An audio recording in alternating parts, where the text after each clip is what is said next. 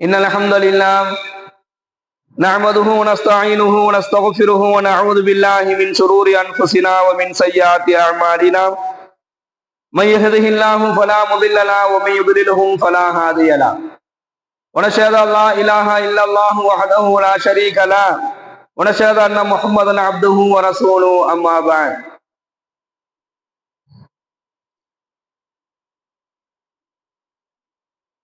கண்ணியத்திற்குரிய அல்லாஹ்வின் நல்லடியார்களே, சகோதரர்களே,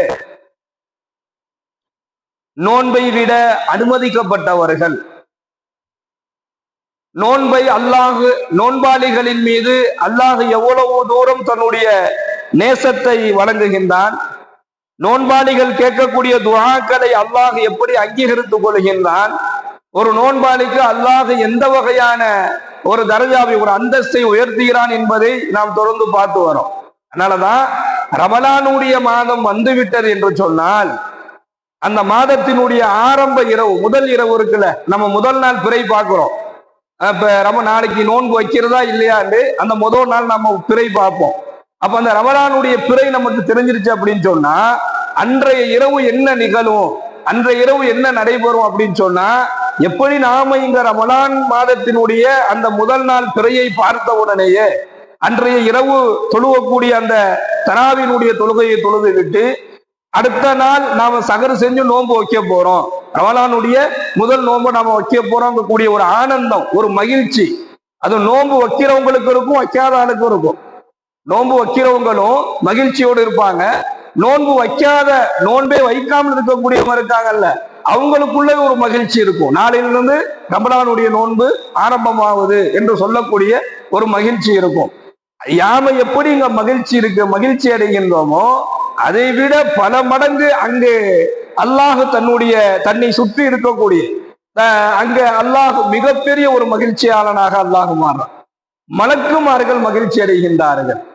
அந்த இரவு வந்துவிட்டது என்று சொன்னால் எல்லா வகையான ஷைத்தான்களும் முரண்டு பிடிக்கக்கூடிய அல் மரதா என்று சொல்லக்கூடிய முரண்டு பிடிக்கக்கூடிய அந்த ஷைத்தான்கள் எல்லாம் விலங்கிடப்படுவார்கள் என்பதாக நாம பார்த்துவோம். இது நோன்புக்கும் நோன்பாளிகளுக்கும் அல்லாஹ் கொடுக்கக்கூடிய ஒரு சிறந்த ஒரு விஷயம். ஹஜ்ரத்னா அனசுபுனு மாலிக் அல் கஅபி ரலியல்லாஹு அவர்கள் இந்த ஹதீஸ் அறிவிக்கிறாங்க. இதுல ரமலானுடைய மாதத்தில் நோன்பை விடுவதற்கு அனுமதிக்கப்பட்டவர்கள், நோன்பை யாரெல்லாம் விடலாம் அப்படின்னு அனுமதிக்கப்பட்டவங்க. நான் அல்லாஹ்வுடைய தூதரிடம் வந்தேன், என்னை அவர்கள் சாப்பிட அழைத்தார்கள். அப்ப நான் சொன்னேன், நான் நோன்பு வைத்துள்ளேன் யா ரசூலல்லாஹ் என்பதாக நான் சொன்னேன். இப்ப நாயகம் ஸல்லல்லாஹு அலைஹி வஸல்லம் அன்னவர்கள் திரும்ப என்னிடத்துல இஜ்லிஸ் இங்கவா வந்து உட்காரு, அஹத்தஸக அன் ஸௌமி அவ் சியாமி, அமருங்கள், உங்களுக்கு நான் நோன்பை பற்றி சொல்கிறேன் என்பதாக சொல்லிட்டு என்னிடத்துல சொன்னாங்க, அவ் சியாமி இன்னல்லாஹ அஸ்ஸ வ ஜல்ல வலஅ அனில் முசாஃபிரி ஷத்ர ஸலாத்தி, கண்ணியமும் மகத்துவமும் வல்லமையும் மிகுந்த அல்லாஹ் பயணம் செய்யக்கூடிய பயணிகளுக்கு தொழுகையில் பாதியை தள்ளுபடி செய்து விட்டான்.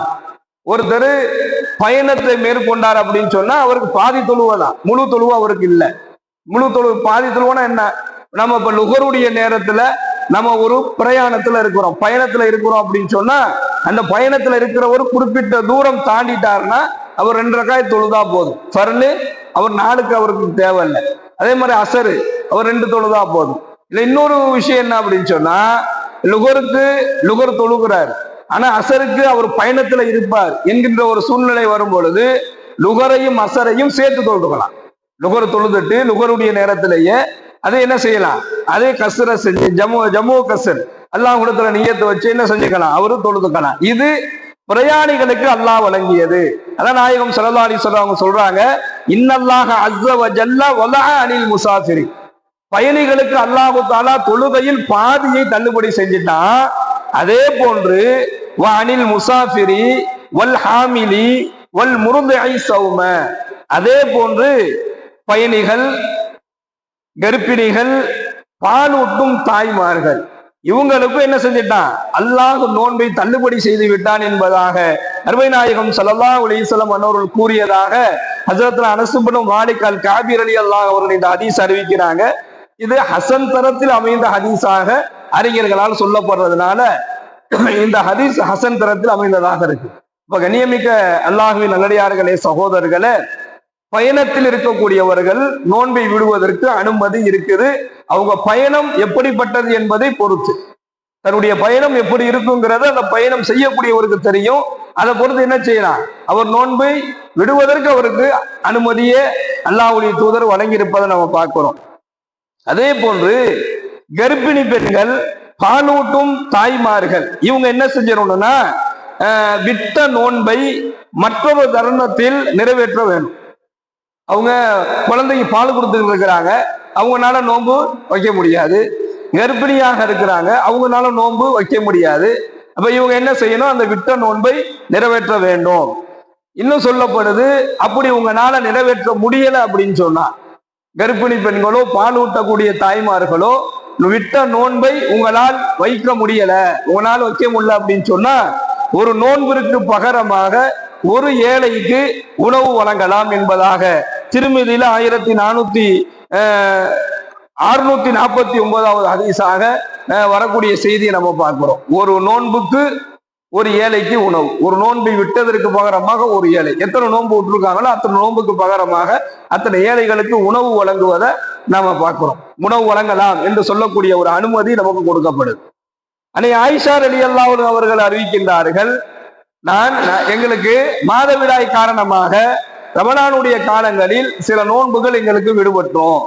இது இயற்கை உபாதைகள். பெண்களை பொறுத்த வரைக்கும் என்ன செய்யப்படும், ரமலானுடைய காலங்களில் அவங்களுக்கு மாதவிடாய் வந்துருச்சு அப்படின்னு சொன்னா, ஒரு சில பெண்களுக்கு 7 நாள் இருக்கும், ஒரு சில பெண்களுக்கு 5 நாட்கள் இருக்கும், ஒரு சில பெண்களுக்கு 3 நாட்கள் இருக்கும், 10 நாள் இருக்கும், இப்படி இருக்கும். அவங்களுடைய உடலை பொறுத்து அது அமைந்தது. ஆயிஷா அம்மா சொல்றாங்க, மாதவிடாய் காரணமாக எங்களுக்கு சில நோன்புகள் விடுபடும். இத்தனை நோன்புன்னு அவங்க சொல்லல, 10 நோன்பு 5 நோன்பு அப்படின்னு சொல்லல, சில நோன்புகள் எங்களுக்கு விடுபடும், நோன்பு வைக்க முடியாத ஒரு நிலை எங்களுக்கு ஏற்பட்டுரும்.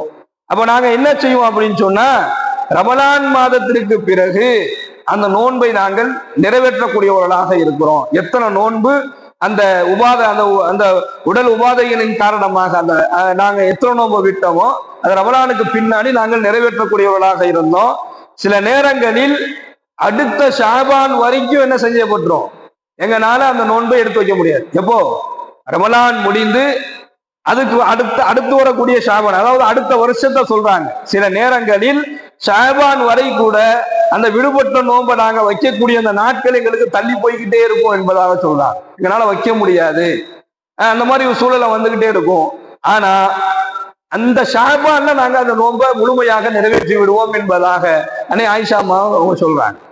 அப்போ அருமையான தாய்மார்களே, சகோதரிகளே, மாதவிடாய் காரணமாக எத்தனை நோன்பு விடுபட்டுட்டோமோ அத்தனை நோன்பை அதுக்கு பின்னாடி எடுத்து வைப்பதற்கு அல்லாஹ் அனுமதி வழங்குறான். அல்லாஹ்வுடைய தூதர் நமக்கு அனுமதி கொடுக்குறாங்க.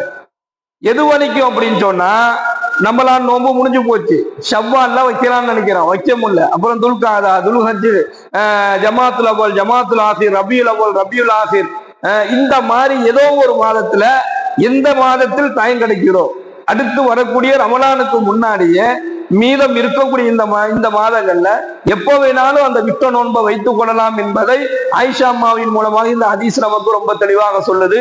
இது புகாரில 1950வது ஹதீஸாகவும், முஸ்லிம்ல 2106, திருமிதில 714 ஹதீஸாக இது பதிவு செய்யப்படுது.